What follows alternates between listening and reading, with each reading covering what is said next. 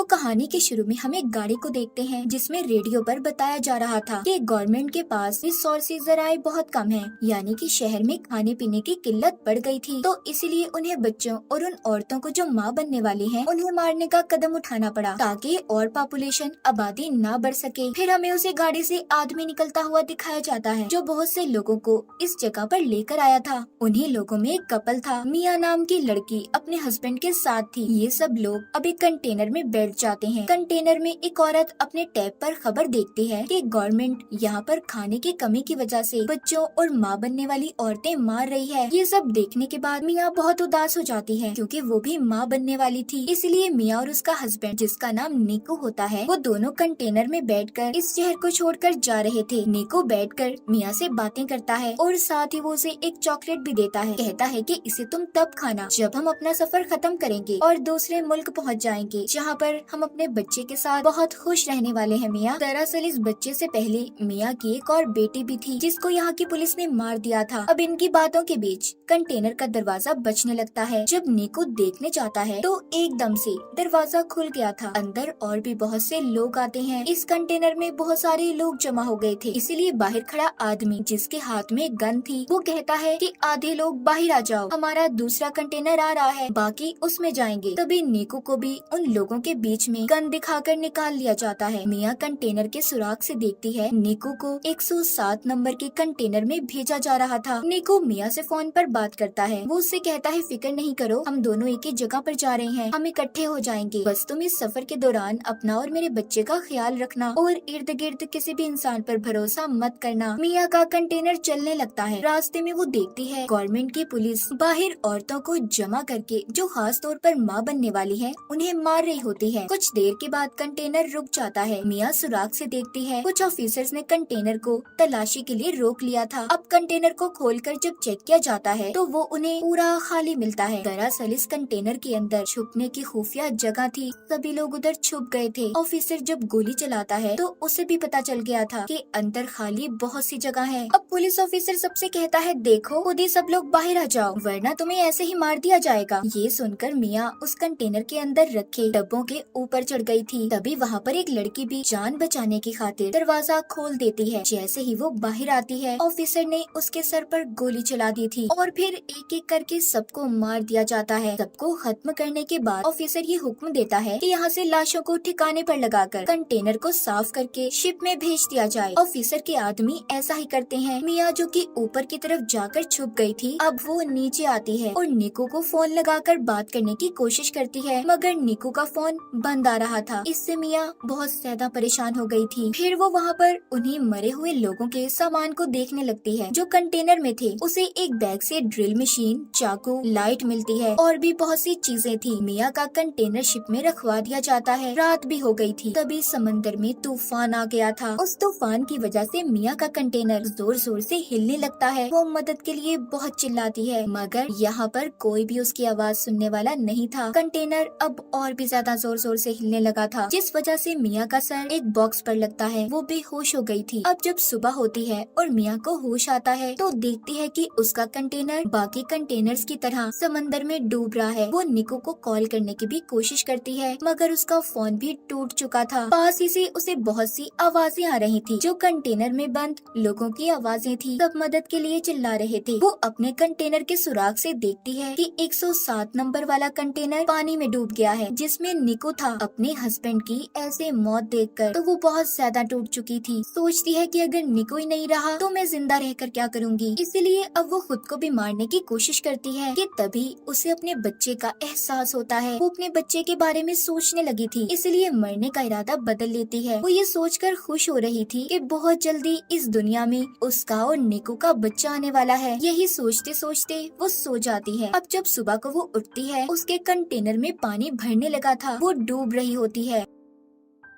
पानी से निकलने की कोशिश करती है मगर नहीं निकल पाती। तभी उसकी आँख खुल गई थी। इसका मतलब ये सिर्फ उसका एक सपना था। अब वो कंटेनर में रखे बॉक्सेस को देखती है जिसमें से उसे बहुत सारे प्लास्टिक के डब्बे मिले थे। वो उन प्लास्टिक का इस्तेमाल करके सबसे पहले कंटेनर के सुराखों को बंद करती है जिसमें से पानी आ रहा था। साथ ही वहाँ से मिले और भी सामान को इस्तेमाल करती है। उसने कंटेनर को अपने रहने के लायक बना लिया था। अगले दिन मिया का फोन बजता है जो कि निको का था। वो उसे बताता है कि मुझे 107 नंबर वाले डब्बे से निकाल लिया गया था। तुम फिक्र नहीं करो मिया, मैं जिंदा हूँ। मिया उसे अपने बारे में बताती है। कहती है निको, मैं कंटेनर में फंसी हुई हूँ जो समंदर के बीचों बीच है। वो फोन पर कहता है फिक्र नहीं करो, मैं तुम्हें ढूंढ लूंगा, बस तुम अपना और बच्चे का ख्याल रखना। हम क्योंकि पहले ही गवर्नमेंट की वजह से अपनी बेटी को खो चुके हैं। मिया निको से बात कर कर थोड़ा सुकून में आ गई थी कि वो जिंदा है। अब वो कंटेनर में लोगों का बचा हुआ खाना तलाश करती है और उसे बहुत ही संभाल कर इस्तेमाल कर रही थी। एक रात फिर से समंदर में तूफान आ जाता है। मिया बहुत ज्यादा घबरा गई थी। तभी उसे दर्द महसूस होता है और उसका बच्चा कंटेनर में ही पानी के अंदर पैदा हो गया था। उसने इस तकलीफ को बिल्कुल अकेले बर्दाश्त किया। मिया की हाँ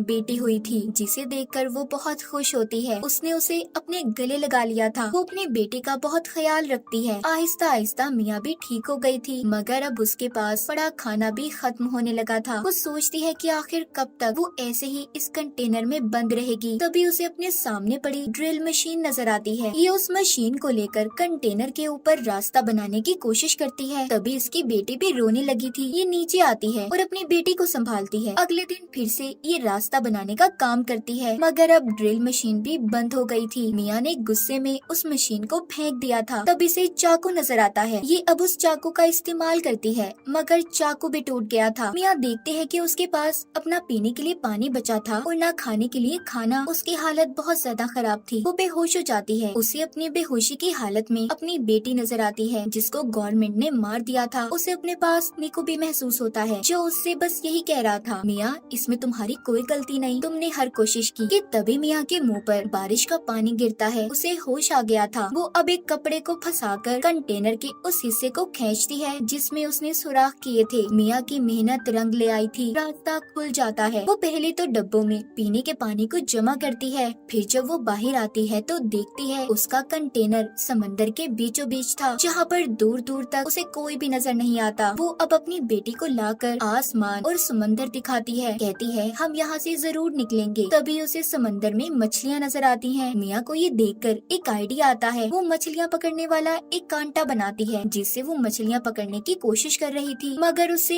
एक भी मछली नहीं पकड़ी जाती। वो बहुत थक चुकी थी और ऊपर ही लेट जाती है। तभी उसे आसमान पर प्लेन नजर आता है। अब मिया जल्दी से कंटेनर के अंदर जाकर शीशे का टुकड़ा लाती है ताकि वो उसके रिफ्लेक्शन अक्स से प्लेन को अपनी तरफ बुला सके। मगर जल्दी जल्दी में उसकी टांग पर चोट लग गई थी लेकिन फिर भी वो हिम्मत नहीं हारती और शीशे के टुकड़े को लाकर प्लेन पर उसका अक्स करती है मगर वो प्लेन जा चुका था। वो मायूस होकर नीचे आ जाती है और अपने जख्म को सीकर उस पर पट्टी बांध लेती है। साथ ही उसे अपने पास बहुत सारे ईयरफोन्स पड़े हुए मिलते हैं। अब वो सारी रात जागकर ईयरफोन की तारों का इस्तेमाल करके जाली बनाती है। अगली सुबह वो उस जाली से मछलियाँ पकड़कर अपना पेट भरती है। वो कई दिन तक ऐसे ही मछलियाँ पकड़ती और अपना पेट भरती। उसने अपने पास पड़े डब्बों में भी मछलियाँ पकड़कर रख ली थी। वो रोजाना अपना नंबर लिखकर प्लास्टिक के डब्बों में बंद करके बहा दिया करती थी ताकि कोई तो उसकी मदद के लिए आए।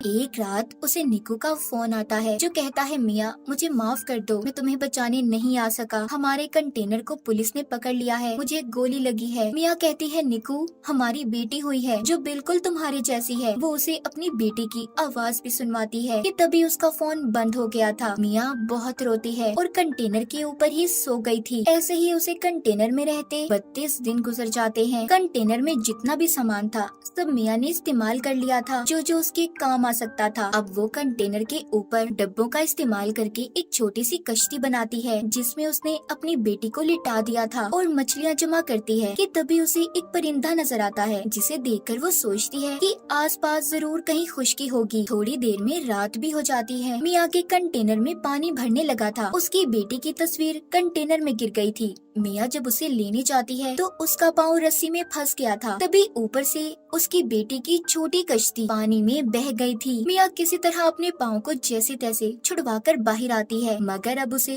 अपनी बेटी कहीं पर नजर नहीं आती। वो पागलों की तरह उसे यहाँ वहाँ ढूंढ रही थी, मगर वो उसे कहीं पर भी नहीं मिलती। दूसरी तरफ मिया की बेटी के पास एक बहुत बड़ी व्हेल मछली आती है जो उस पर पानी गिराती है, तो मिया की बेटी रोने लगी थी। मिया अब उसकी आवाज सुनकर तैरकर उसके पास पहुँचती है और अपनी बेटी से कहती है, मैं सिर्फ तुम्हारी वजह से जिंदा हूँ, असल में तो तुमने मुझे बचाया है। इतना कहकर मिया उसी कश्ती का सहारा लेकर सो जाती है। जब सुबह होती है और मिया की आँख खुलती है तो वो डब्बा खोलकर एक मछली खाती है जो उसने कश्ती के साथ डब्बे बांधे हुए थे। मिया अपनी बेटी को देखकर कहती है, हमने वो सब किया जो हम कर सकते थे, असल में तुमने मेरी जान बचाई है। तभी मिया आसमान पर कुछ परिंदे देखती है, वो उनके लिए मछलियाँ फेंकती है। उसके इर्द गिर्द बहुत सारे परिंदे जमा हो गए थे। तभी दूर से बोट कश्ती में एक लड़की की नजर उन परिंदों पर पड़ी थी। वो अपने डैड को अपनी बोट वहाँ पर ले जाने का कहती है। जब ये उधर आते हैं तो इन्हें मिया की बेटी मिलती है। वो लड़की उस कश्ती को देखकर सोचती है कि आखिर इतना प्यारा बच्चा वो भी पानी में किसी ने कैसे छोड़ दिया। तभी उन्हें मिया की बेटी की कश्ती के साथ एक रस्सी बंधी हुई नजर आती है। जब वो उस रस्सी को खींचते हैं जिसमें से मिया बाहर आती है, उसने दरअसल उस रस्सी को अपने बाजू से बांध लिया था। वो मिया को ऊपर खींचते हैं। लड़की उसे बचाने की कोशिश करती है क्योंकि मिया बेहोश हो चुकी थी। वो लड़की मिया को किसी तरह होश में लाने की कोशिश करती है, मगर मिया का सांस पानी में रहने की वजह से बंद हो गया था। जब मिया अपनी बेटी की रोने की आवाज को सुनती है तो उसे होश आ गया था। वो उनसे पूछती है कि मेरी बेटी कहाँ पर है। वो लड़की मिया की गोद में उसकी बेटी देती है। बोट में लड़की के डैड मेडिकल मदद बुला रहे थे। मिया सबको देखकर बहुत खुश थी कि उसकी और उसकी बच्ची की जान को